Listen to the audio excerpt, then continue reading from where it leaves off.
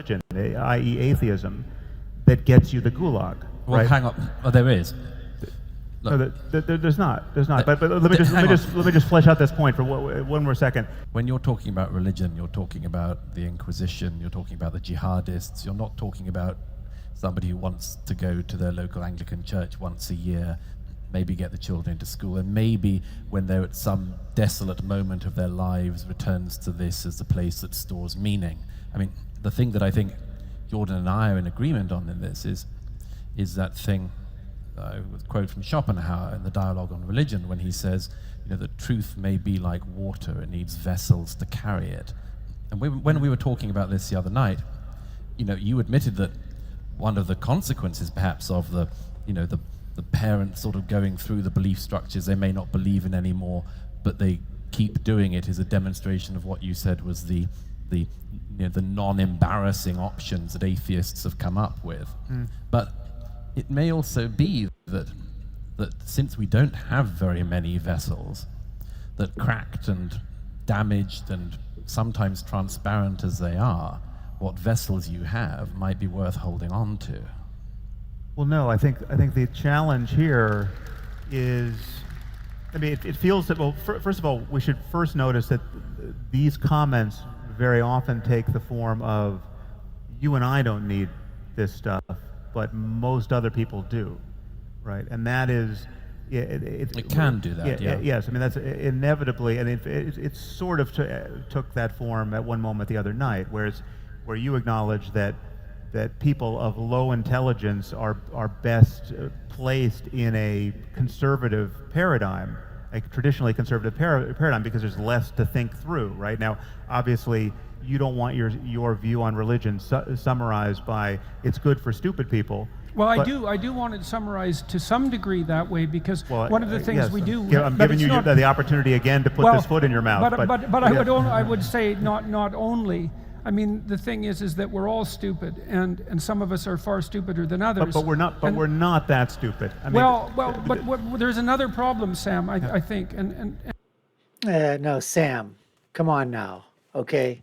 There are a lot of stupid people, and you said some stupid things, and I probably said some stupid things. You're not just a complete, atheistic genius over here all the time, okay? There are so many things that I disagree with Sam, with you on these things here, Sam Harris. But I think what Jordan was trying to say what he was saying is that it's not that you put conservative people into the category that stupid people want to be conservatives because there's less to think about. If Jordan said that, and I'm going to try to find that tape, or he intimated that, and you're saying he's going to stick his foot in his mouth again, then I would absolutely, be very opposed to that type of thought process, coming from Jordan Peterson, himself. It's not the fact that people have, less to think about, or that conservatives are stupid. Does that make, Democrats geniuses? Is that what you're trying to say, Sam Harris? That atheists are geniuses because they have to think about religion? Or they have to think about conservative thoughts? The difference in the matter is that when you're conservative, you actually are looking at the fact in terms of pretty much black and white. There's no gray area. So you know what? It doesn't take that much critical thinking to know that a man is a man and a woman is a woman. Okay? Being stupid is the liberal thought process, and the atheistic process, Sam, where it says a man can become a woman or a woman can become a man. That's the stupid part. That's the idiotic part. That's the people being a moron. That's going out on the left and the liberal side to the point of becoming retarded. Okay? That's what that is. Anyways, folks, this is what we have for you today. This is what we have on tap. You're watching the Dr. Nasir Shaikh Show. I'm your host, Dr. Nasir, where I give you my political prescription from my political perspective. What happens when you get Jordan Peterson, Sam Harris, Douglas Murray, all together in a room talking about culture, religion, politics, geography, science, atheism, religion, all those things come crashing together. Let's get back to the debate right now. And this is obviously a contentious one. And one of the things I don't go to church, but there is one thing I admire about the church, and that is that it's managed to serve as a repository for these fundamental underlying fictions for 2 millennia. And that's really something bloody unbelievable. I mean, the great, what would you say? It is bloody unbelievable. Well, look, Sam, everything's soaked Here in comes blood. Sam. We have no disagreement about that, but the secular alternatives that we produced in the 20th century were certainly no less blood-sodden, and they produced nothing of any All right, productivity well then whatsoever. we need not do it now, but we have to put to bed that secular canard. Oh my God, here we go again. It's just not so that Stalinism was the product of secularism. Yes, or it atheism was, and absolutely, Well, it was the 1,000%. product. It wasn't an inevitable product or it's the not- product. He was a product of secularism. Oh my God, Sam, how many times do we have to tell you this? It may have not been an atheistic type of secularism or an agnostic form, but if you're intimating by any stretch of the means that you're going to basically put Stalinism or Maoism or communism or any of the isms into a category of religiosity, you're out of your freaking mind. Absolutely. Julie. product. It wasn't, and please, anyone who has this meme in your head, please just allow the next sentences I speak to just push it out, because I'm so No, sick of I'm hearing going to this. keep it in my mind. I'm not pushing it out, This Sam. idea that the greatest crimes of the 20th century were somehow the product of atheism. Yes, they were. When you look at what actually engineered these atrocities, it was something that looked very much like a religion. It was a religion in every way apart from an explicit commitment to otherworldliness. It was based on That's a big difference. Dogmatism through and through. It was based on personality cults that grew up around figures like Stalin and Hitler and Mao. It was So not the wrong. ideas of Bertrand Russell and David Hume that brought us to the Gulag or to Yes, Auschwitz. but then you It was can't say it's the thought of Jesus Christ either. I mean, Well, no, it's true. No, Bingo. I can say that. I can say it was the thought of St. Augustine, and I can say it was the thought of St. Thomas Aquinas look- explicitly that gave us the Inquisition. If This is a fact. can I make a suggestion? Yeah. I mean, this is a general one as well as one for tonight, but the whole discussion, I mean, I said the other night in Dublin that to a great extent, when the history books are written about the period we're living in, they'll probably be described as the post-Holocaust period in history, the post-World War II era in Europe. It's still going on. So we're still going through this, trying to work out what happened. And I have to say, one thing that I, at any rate, am equally tired of is the claim that this has got to be a tennis game between the religious and the non-religious.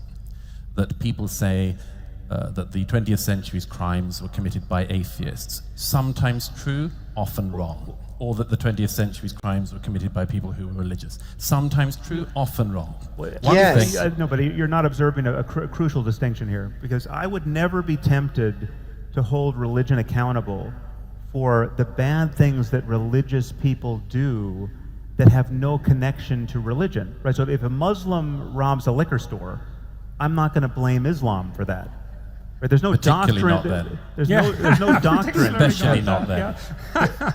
There's no doctrine that makes sense of that behavior. What I blame religion for, and likewise, there's no doctrine in the mere loss of religion, i.e. atheism, that gets you the gulag. well, right? hang on. Oh, there is.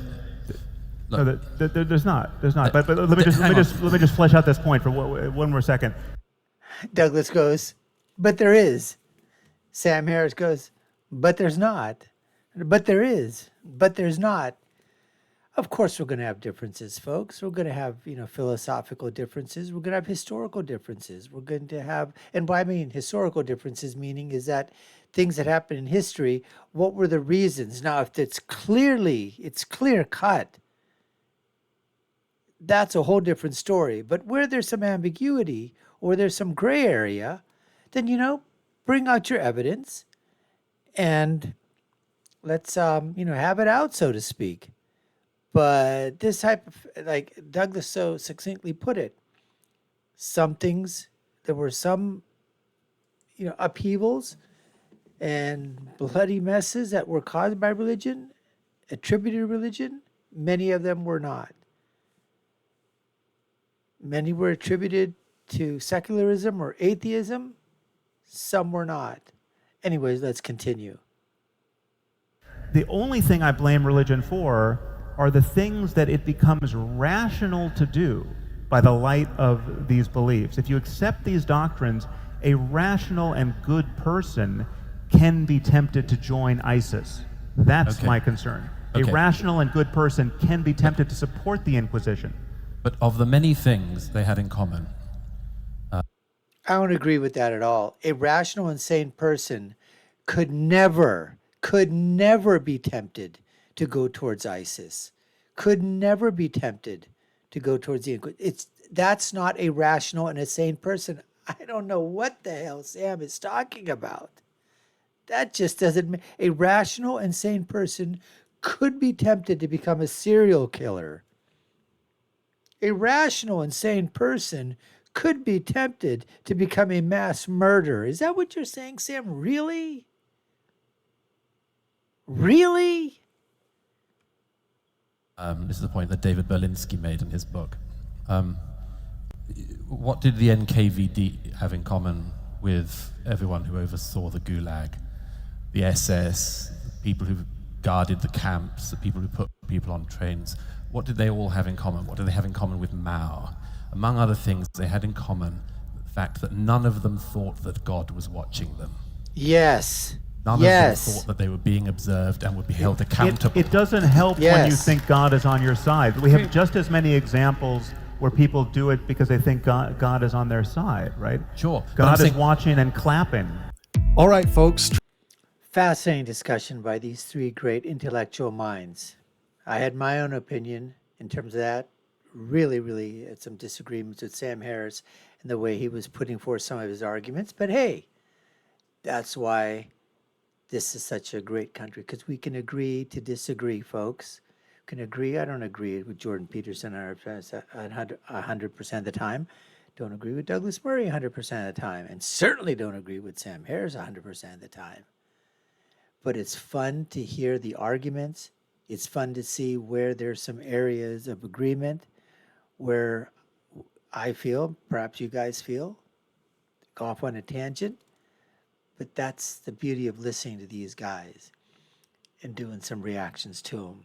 I love it. Anyways, folks, we appreciate you taking the time to watch. You've been watching the Dr. Nasir Shaikh Show. I've been your host. My name is Dr. Nasir. If you haven't done so already, we'd love for you to subscribe to our channel. If you found something worth watching, let us know in the comments below if there's any other videos out there, or send them to us. Take a look at our other video links above and below. I'll leave you with my final thought, which is, I already told you, leave your comments. My final thought is always, when you're right, you're right. And when you're left, maybe you're like Sam Harris, you might be wrong sometimes. Until next time, folks, take care and stay safe.